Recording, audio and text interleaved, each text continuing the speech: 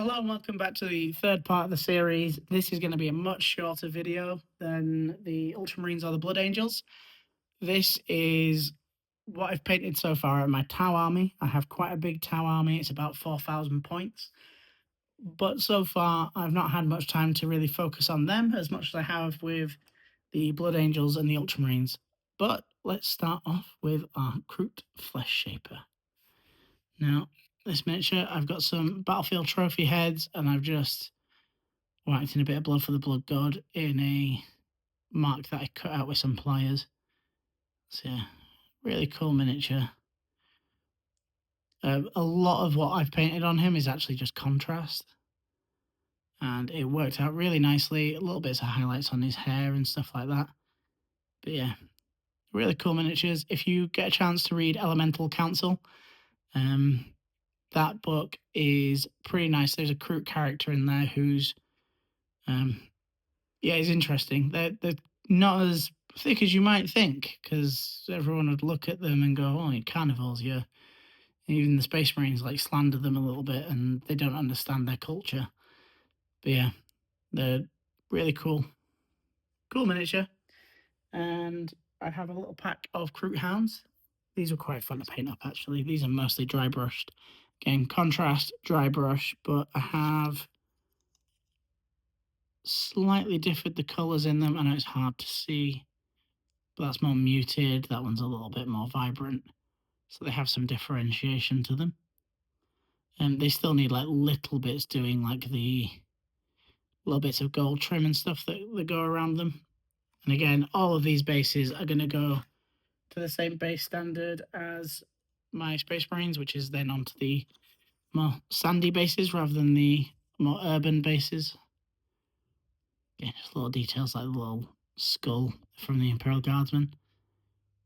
Yeah, they're very cute. Just send them up ahead, plate them in auxiliary carder, and anything that's near them, shoot them up, because you get a bonus to AP for having a Kroot Hound near you. Then we go into one of our characters, who I'm obviously such a great Tau lover that I've forgotten his name. But yeah, he's got a nice little base. I've got this section here that can come off, so we don't need it all attached. But yeah, just in case you need to paint up extra details in his back, which I've already done. His pants are all contrast. The upper body was contrast, and then I've gone over it with Tarlight Ochre and highlighted from there with flesh tones. But yeah, just really, really nice miniature. These little bits fall off all the time, so I have a massed amount of super glue around them, so they're probably touching up again just so they're not so blatantly fixed. Yeah, cool model. Darkstrider, that's his name. Came back into my head. So yeah, Darkstrider. I'm going to keep him in for reference because you might notice two big things behind. And let me switch to a slightly less wide camera. There you go. So first and foremost, we have the Ghostkeel. Now, a lot of people these days don't tend to paint the tan scheme, but I do, because I played Tau from 3rd edition days. And this is a Ghostkeel next to a Redemptor. Hard to see the depth from an upside view there, but the Ghostkeel is significantly sleeker. The Redemptor is an absolute brutalist piece of design. Yeah, you don't see the size difference between Darkstrider and the Ghostkeel. I mean, that is quite a difference in size. But yeah, the Ghostkeels are really cool. Again, Elemental Council. There's a really cool moment with the Ghostkeel, and you're like, oh, these are pretty powerful things. With these bigger bases, I've done big boulders. Again, this is all going to be done to sand, but I might leave these as grey. I might change them to be tan. We'll see how it looks. Again, I've got craters everywhere. We've done like little scoring shots that have like landed into the sand near him. Again, everyone's aiming at a shadow because he wouldn't be so easy to see. But underneath here, we have our pilot. And we've chosen a female pilot in there. These are displays in here, which I need to paint up. Same with a bit of this interior. But it's not the end of the world. And you will notice as well, if you have a look, that she has nothing from the hips down. She's paraplegic, which, good that they got representation, you know. As you can see, I've got this arm so that it can be maneuvered around. I can't swap it out because I don't have the spare part for the fusion blaster.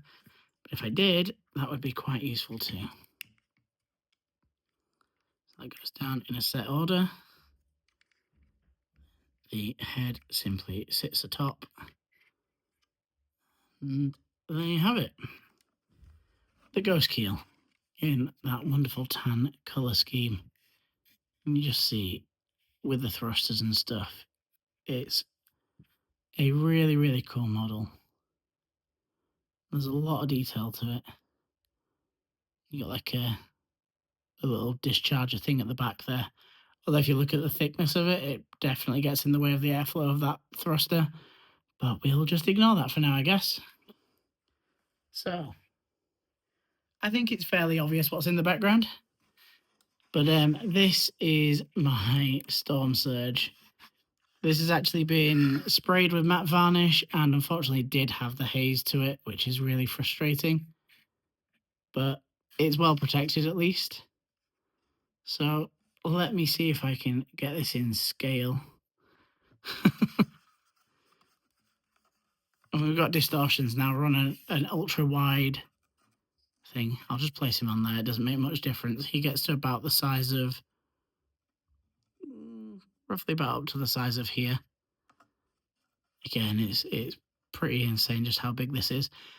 Once I've repainted the base of this, I'm actually going to put a couple of fire warriors just on the base, just firing out. I think that would look quite cool. You can see a couple fire warriors because it's an open pit design, which I think people hate. But I mean, you've got a shield generator there, so you know, this is the way that Warhammer goes. You've got this ridiculous weapon. Again, we just need to show a sense of scale of how big these are. It's humongous. The whole piece is just titanic, as it should be. But yeah, I've done certain little things that probably aren't designed to be sensors. They're designed to be armor pieces, but I've done them more like sensors. Things like that. Little details like across there. Yeah, they're just... There we go. The camera has decided to change from the ultra wide back onto its normal self. Yeah, you just see the amount of detail in there. All of these move around. That used to come off, but after it's been painted, I no longer need it to. And importantly, that comes out and can be swapped. As does that, because the next piece does go into these sections. It goes into a section. I can't remember exactly where. I have these statically in, so people will know that there is a difference to the sections that go onto this for the pulse driver versus the other cannon form. But yeah, it just is what it is. I'll get over it. And it's nice just to have it sort of interchangeable so that I can at least clear it up, even if it's not absolutely perfect. And again, if we look at the base, the amount of detail that I put into it just to make it look good.